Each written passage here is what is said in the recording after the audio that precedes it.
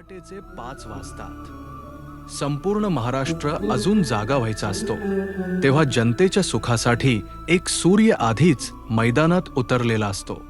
जनतेसाठी झटणारा आमचा पहाटेचा सूर्य. 1982 साली वयाच्या अवघ्या 23व्या वर्षी राजकारणात पाऊल ठेवला. 1991 ला पहिल्यांदा बारामतीतून खासदार झाले आणि तिथून जो प्रवास सुरू झाला तो आजतागायत थांबलेला नाही. सलग 8 वेळा आमदार आणि महाराष्ट्राचे परमनंट उपमुख्यमंत्री. मोठमोठी पद आली आणि गेली, पण दादा कधी बदलले.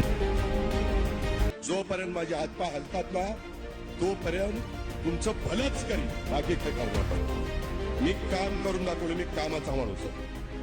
मी कामाचाच माणूस. महाराष्ट्राच्या विकास पुरुषाला, शब्दाच्या पक्क्या नेत्याला विनम्र अभिवादन.